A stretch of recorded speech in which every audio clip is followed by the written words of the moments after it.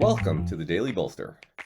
Each day we welcome transformational executives to share their real-world experiences and practical advice about scaling yourself, your team, and your business. Welcome to the Daily Bolster. I'm Matt Blumberg, co-founder and CEO of Bolster, and I'm here today with my friend Jerry Colonna. Jerry is the founder of Reboot. Reboot, if you don't know it, is one of the premier, if not the premier, leadership consulting and coaching firms in the world. Jerry has had a great career spanning publishing, venture capital, and coaching, which we'll talk about a little bit more here today. Jerry's also the author of a book called Reboot, like his firm, and the forthcoming book, Reunion, which we will also talk about today. So Jerry, thank you for joining me. Thanks. And thanks for that introduction. And I like the fact that you leave out that I was once an investor in your last company. Okay. That's, well, I said you were a top. I was a good investor. So of course you would invest in top companies. So I'd love to just start, and we'll get to Reunion, the new book. We'll get to coaching, but I'd love to start a little bit with your kind of professional career. Did you? And I actually should know this, but did you do something before CMP, or were you a reporter, or? Yeah, I was assistant manager in a bookstore, Okay. and I was a locker repair guy. It's a whole nother story, but no, I started working for CMP when I was a junior in college. Okay. And this is a silly question. Is CMP around anymore? Yeah, it through a bunch of different acquisitions. Some of the original publications are still operating, but I forget which company actually owns it now. It might be United Business Media, UBM. I'm trying to even think how to put that in context for people who are newer in their careers and have never heard of it. It's sort of like TechCrunch of 25 years ago. Yeah, well, maybe longer. 30 years ago. Yeah. I mean, we were a technology publishing company. Our competitors at the time were IDG, which is still doing well, as Ziff Davis, and we all published this printed magazine thing that would come out every week. And I was part of the team that oversaw the transition to electronic publishing. We actually had a business unit that I headed up called the Electronic Media Unit. That's how odd it was. That's suitably 1990s. Yes, 1994, before many people are listening to this were even born. And you ended up as publisher just of electronic or overall of CMP? No, I was the editor, so I was never on the publishing side, so I didn't do sales. Okay. But I was the editor of a magazine called Information Week, right? Where I'd started as an intern. My former boss, Michael Leeds, used to joke that I started in the daycare center because that's how young I was. And I became the editor of the magazine at a relatively young age, 24 years old. That's very young to be editing anything. Yeah, I was not just editing. I had a staff of about 40, most of whom were significantly older than me. So I learned a lot about, like, how do you do that? And how do you do that? That's a good question. Carefully. Well, look, we advise, and I'm sure you advise founders all the time, like, you should be hiring people better than you. You should be hiring people more experienced than you. So how did you do that your first time around the block? I think the benefit that I had, well, first of all, I had a boss who was older, Leighton McCartney, who's a wonderful person. But and then Becky Barnett before that, who then became the publisher. But so I wasn't the ultimate boss in that way. But I think the thing that I had, that I gave, was a vision for what the magazine could be. And I did a lot of dry erase board talks about what the magazine could be. And and and in building and working with the staff, the goal was actually to put that together to make that happen. But I definitely, and I was a good editor, but I definitely relied upon those with more experience than I had to actually do the leadership management, the leadership piece of the business, Right. of the job. So you're the editor of Information Week at the, sort of the dawn of the internet and, middle of the computing revolution. It sort of makes sense that you would move into venture capital, because why not? Well, there was an interim step between. So I left that position, stayed with the company, and then headed up our efforts to figure out publishing on this weird new medium called the web. Right. And so it was actually that experience that was most relevant to being a venture capitalist. Right. 'Cause presumably that experience, you're meeting, all the tech founders that are building the publishing infrastructure on the web. Yeah, well, this was even before there was such a thing as publishing infrastructure. We were only the third entity to ever sell advertising on a website.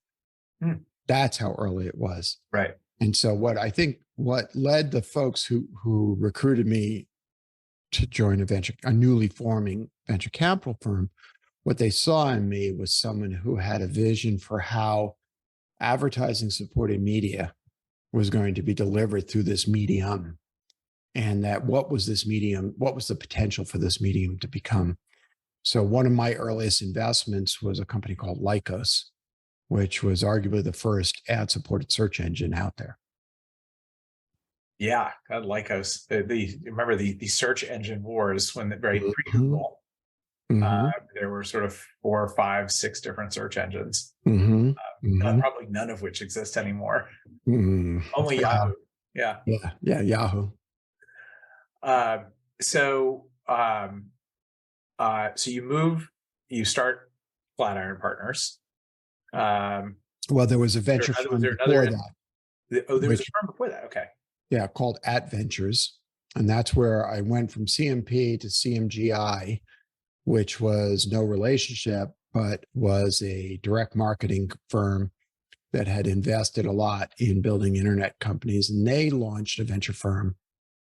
That's where I was recruited.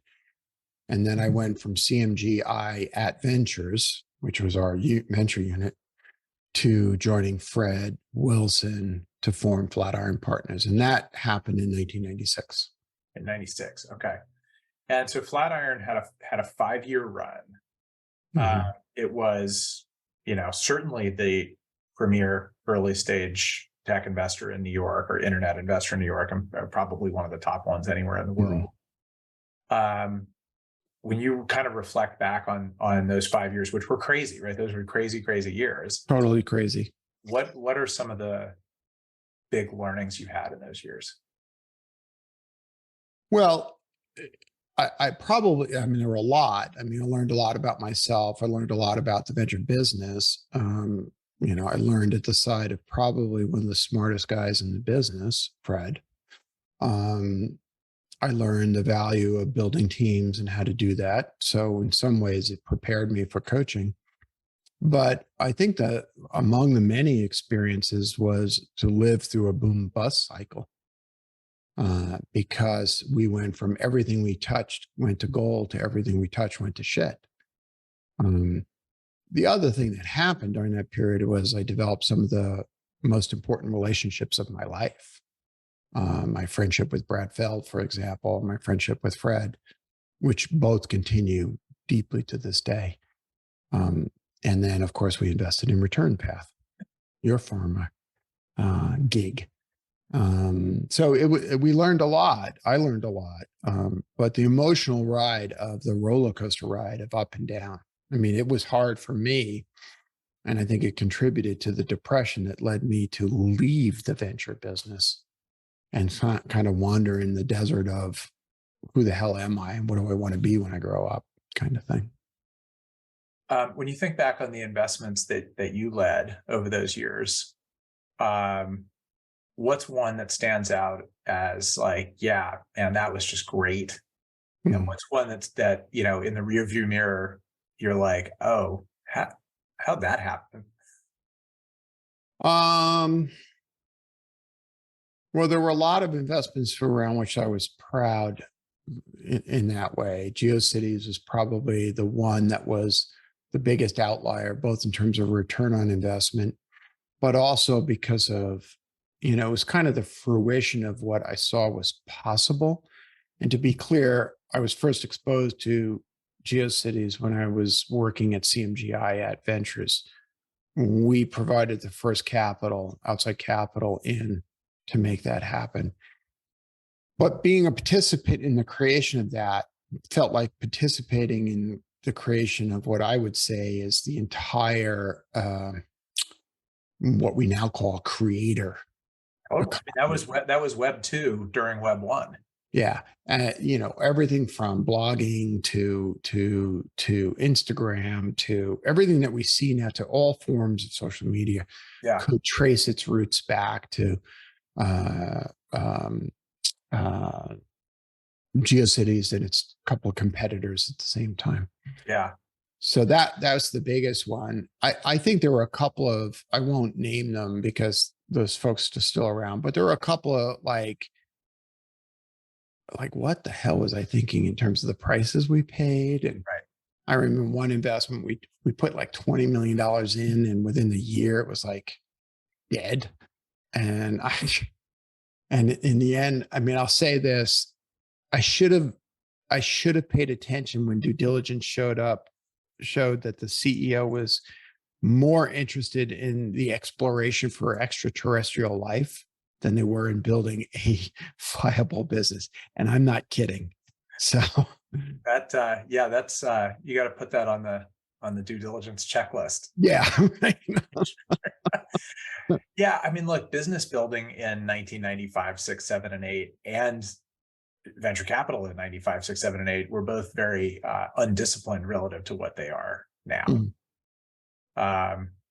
So talk about the wandering in the desert part for a couple minutes. So Mm. Flatiron kind of winds up toward the end of 01. Mm. You and Fred and Bob are, kind of managing the remnants of the portfolio for a while. Mm. When you didn't start Reboot for many years, Right. what was the journey you went on in those years? Well, the journey was a kind of early midlife crisis in many ways, but it was really more, and I detail this in Reboot the book. It was also more coming to grips with, let's call it, the disordered parts of my personality that really stretch back to a childhood that was marked by depression and alcoholism, my father's alcoholism, and violence and deprivation. It was a tough childhood. And it all sort of came to a head, if you will, when I was 38. And, uh, some people think, oh, well, he didn't really want to work in the venture business anymore. And there was a part of me that didn't want to do that. But the real reason I didn't want to do that was because, as I often say, the internal me did not map to the external me. And that the resulting depression, which had plagued me almost all of my life, was no longer bearable. And, when you find yourself with constant suicidal ideation, you need help. Yeah. And you need help. And so the first few years of the wandering, as I put it, was mostly me sitting on my ass, confronting stuff. And when I say that, I mean it literally. I would sit in the meditation cushion and really dealing with the thoughts and feelings that were coming up. And then I would do a tremendous number of personal development work, as well as traveling the world. I mean, I went to cross the polar ice cap in Greenland. I traveled throughout Patagonia. I visited places. I went to the Grand Canyon 3 times during this period. I was looking for something.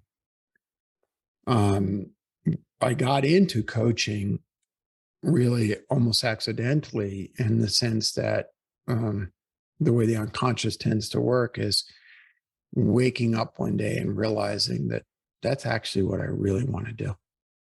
And what was the spark? Like, was it that you had gotten the value out of introspection yourself and wanted to No, others get there? what it was a young guy had come into my office, kind of lost himself. And I found myself, right, he was coming in to network his way into a startup.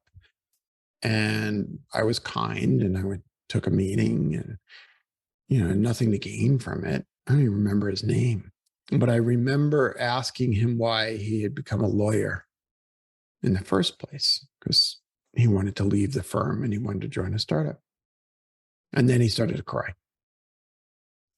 And I then gave him a couple of books to read and responded really from my heart. And then I said,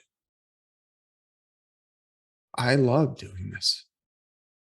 I love being fully present, being real, no bullshit. I love, the books I gave him were books that had helped me. And I realized that I had a gift. And that part of the depression that I had was that I was not actually living into my vocation.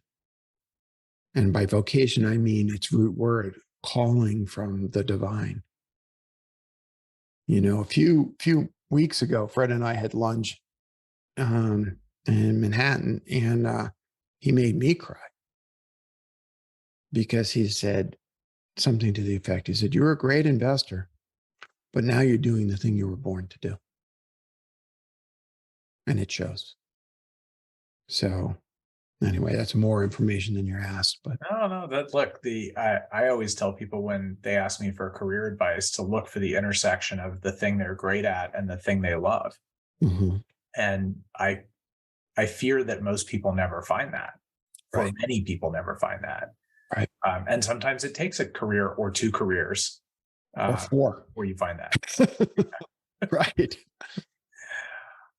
So let's shift gears a little bit and talk about your new work, Reunion. Mm. Um, I was lucky enough that you gave me an advanced copy, so I read it. I could try to summarize it.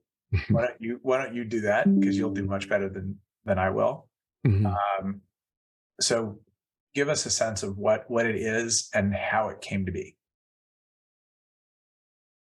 So one of the core animating theses of Reboot, my first book, and even the work that we do, is that better humans make better leaders. And that's a simplistic way of saying to lead well, you have to do this sort of inner work. And that if you don't do your inner work, you run the risk of spreading toxicity throughout an organization. And that is true and valid. What I came to realize, and it was during the pandemic and it was during the protests for George Floyd's murder, that I came to realize that that was insufficient. And like so many things in my life, the thing that propelled me to see that most clearly was my daughter Emma, who's 30 now. And there's this moment in the summer of 2020 when, like so many of us, I was freaked out about COVID. And I live in a nice farm outside of Boulder, Colorado, and it's really, really protected by 40 acres and all of this stuff. And my daughter was protesting. And one night she is trapped on the Manhattan Bridge between a phalanx of cops coming from Brooklyn and a phalanx coming from Manhattan.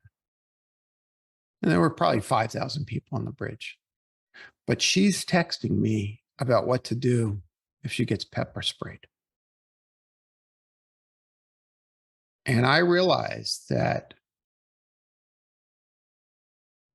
I said before that, this is vocation. I realized that God gave me a gift, that I can speak in a way that I can be heard. That in addition to the privilege and power that comes from this body, this cisgender, white, straight body, with all its power and privilege, I have a moral and ethical responsibility to lean into hard questions and to speak up. And the result is reunion. And what reunion basically says, the animating question of Reboot was, how have I been complicit in creating the conditions in my life that I say I don't want? Yeah. You say you don't want to be busy, but you fill your day with meetings. What's up? Really important question. In this case, the corollary question is, how have I been complicit in and benefited from a world I say I don't want to see? See, we don't want to see gun violence as the number one cause of death of children. Nobody wants to see that. And yet, Americans continue to buy guns, far outpacing anybody else. What's up with that? And I would argue that so much of the behavior that we've seen, so much of the behavior that we see even now at this time, Matt, where, a fucking beer company gets protested because of having a trans woman as a spokesperson. Like, what the fuck? So much of what we see about the world right now stems from this profound fear of the other person. And so hopefully people will find what I tried to do with reunion is to provide a hopeful way of encountering. Because reunion implies that there was a time when we were actually not divided. And this isn't some Pollyanna bullshit like, oh, let's all just get along and sing Kumbaya. This is like, no, we actually have to do this real work. Just like you have to do your work as a leader, you have to do your work, because we have all been complicit in what is referred to as systemic othering. So that's reunion. Yeah, I found the I don't know if you coined that term or if I just hadn't run across it. But I hadn't coined it. It's I first encountered the word through the works of a Berkeley professor named John A. Powell, who is a law professor, and he runs the Othering and Belonging Institute at the University of California, Berkeley. Yeah, so it's a really powerful word and construct that really resonated with me, and I think it works in lots of directions or on lots of levels, right? Certainly, racism has always been othering, right? So I mean, go back thousands of years. That's not a new. It's maybe a new term, but that's not a new concept. But when I take a look at what is happening in our country now, it feels like it's nothing but othering. And some of it is, in the politics, right? Like if you say A, then I have to say not A, right? And how the two principal parties have gotten just further and further and further apart. But some of it's also, I find it sometimes even in well-intentioned identity politics. And we're always making the other of the other person. Right. So I think one of the points you make in reunion, and you just sort of said it a couple of minutes ago, is that people who are leaders of anything need to be thoughtful about the lack of belonging or othering, and think about what they can do to change that. Right. And go ahead. Yeah, I'll say two things. One is I'm happy that you saw what I was trying to build, which is a through line, that there is a connection between anti-Semitism and anti-Black racism, that there's a connection between our obsession with guns and a nativist anti-immigration stance, that when we deny human and civil rights to women and their right to determine their own body experience, that there's a relationship when we deny gender affirming care to a trans teenager, that this is all actually part of a larger experience going on. And, you know, I was really struck during the 3 years that I was working on Reunion, 2.5, by an Elie Wiesel quote. And Elie obviously is a great teacher as it relates to the Holocaust, but even more our own experience with that form of othering. And of course, he said, neutrality always favors the oppressor. And, you know, we're at a funny moment right now in business leadership because we tell ourselves our version of shut up and dribble, you know, that pejorative exhortation to an athlete who might take a knee. Shut up. Just do the thing you were supposed to do. But if I believe, and I do believe this, that we are humans before we are CEOs, then our neutrality, shut up and dribble, just focus on the business, favors the oppressor. That's a really powerful quote. And you know, I've read a lot of Elie Wiesel, and I don't recall that. But that's a really powerful one. And you take that into the realm of geopolitics for a second, and you look at the major countries that are remaining neutral in the Russia the land war in Europe. Yeah, unprovoked right. War on the Ukraine. And, you know, they're calling it an internal dispute or a territorial dispute. And they're just, you know, they're non-aligned, right? That is not doing anything to favor the Ukrainians. Let's put it that way. Right. Look, my father was in the army at the tail end of World War II. He didn't see combat when he and his unit went through Italy and into Germany, because it was towards the end. But my uncles did. And they were imperfect. The United States was imperfect during that time. Ken Burns' documentary on America and the Holocaust is very, very clear. But what if we had shut up and dribbled then?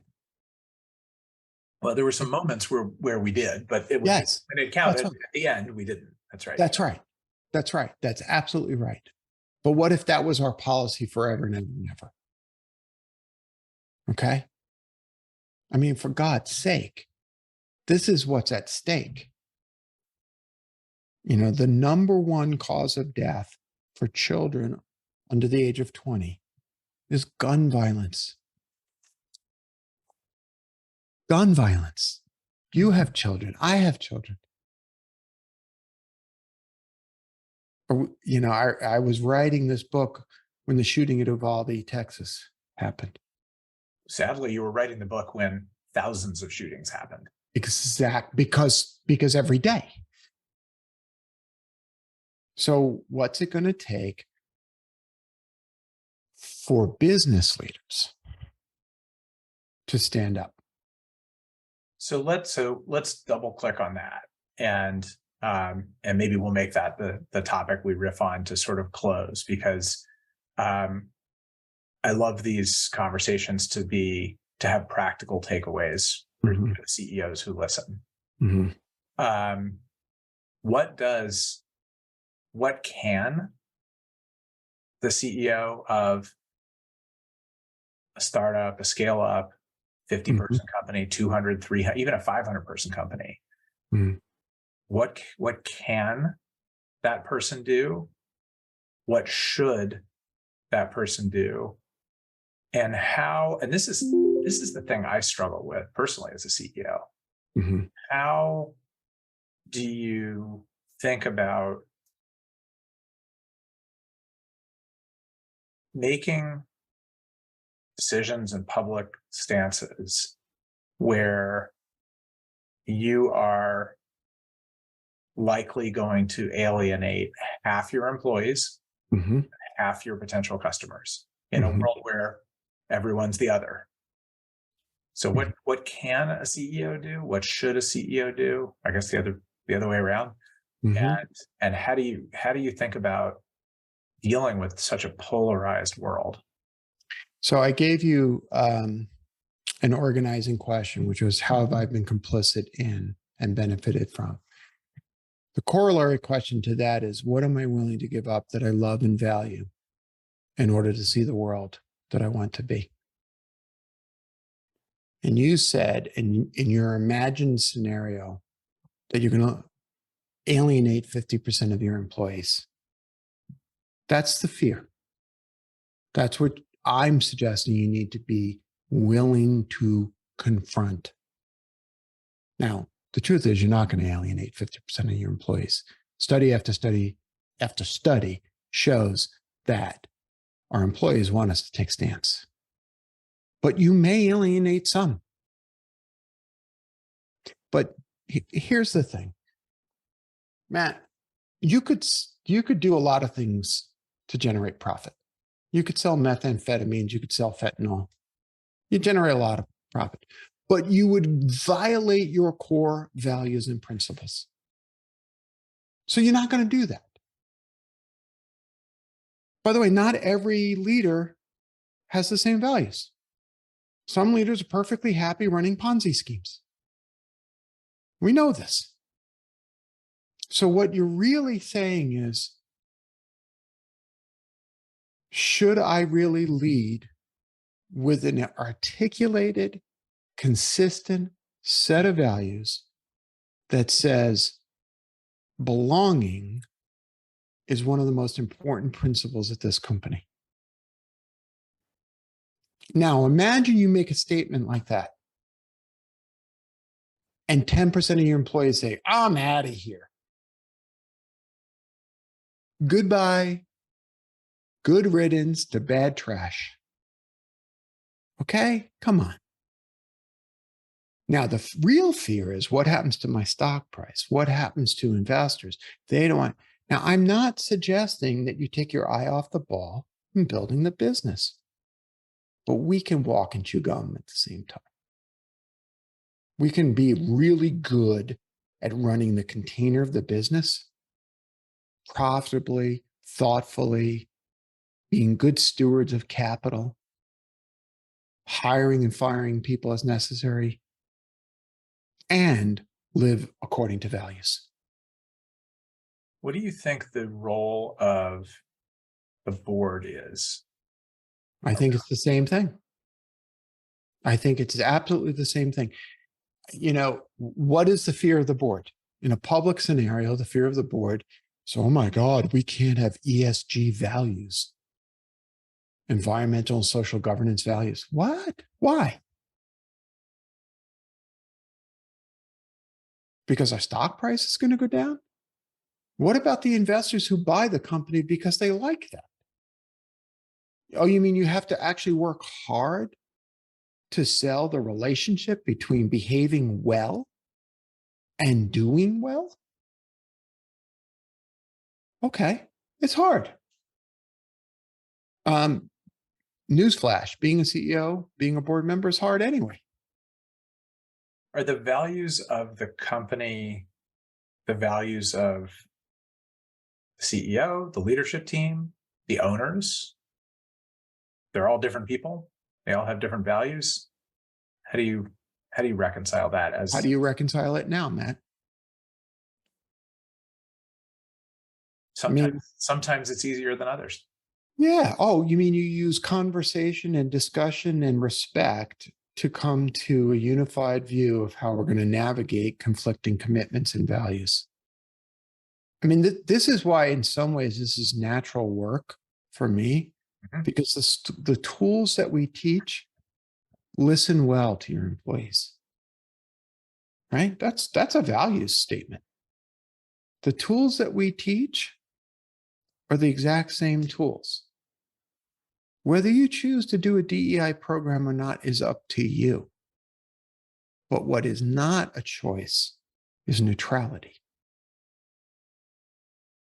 How you want to manifest your values, it's up to you. Nobody calls into question Chick-fil-A's decision to close on Sundays because of their values. I mean, some people do, but nobody really, right? They don't get dinged in the stock market because of this.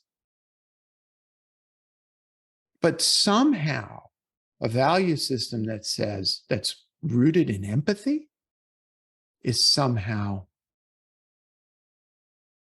an anathema. That's silly.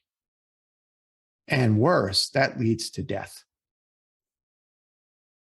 And I don't mean to be overly dramatic, but look at the statistics. The number one cause of death for trans teens is suicide. And we're debating whether or not they can see a therapist. What? Where's our compassion? I think one of the most poignant quotes in the book, and maybe this is a good thing to end on, is that the business of business is belonging. Glad you like that one. And it's sort of, it's a riff on, Calvin Coolidge or whatever, right? The business of America is business. The business of business is belonging. So do a very quick unpack on that, and then we'll wrap up. Sure. And I don't mean to say in opposition to the business of business being to generate enough profit so that there's a tomorrow. I think that that's critically important. But otherwise there is no business, right? That's right. That's right. So the container of the business needs tending to. Always has, always will. But the why of the business, there's something expansive and generative about going beyond generating profit for profit's sake and into generating profit to foster a sense of community with your clients, with your employees, with the employees' families. I mean, look, I know how you run the business, right? If you had an employee retreat day, I bet you all the kids of your employees would be there. Why? Because you got values. You were asking me about CMP. CMP was one of the most admired companies in the country because it had an on-site daycare system. And my oldest two children benefited from their dad changing their diapers every day and feeding them strained peas at lunchtime. It was a better place to work because they wasted money on an on-site daycare program. Okay, we know this is true. This is not debatable. Not everyone knows that's true, but it is at the root of an employee-centric culture. That's right. People-first culture, which is what... People-first culture. That's right. That's right. That's right. Jerry Colonna, thank you for the conversation. Thank you for Reunion. Thank you. And thank you for teaching everybody so much about the things you've learned in your journey and how all of us can do a better job making the world a better place. Amen, brother. Thank you for having me.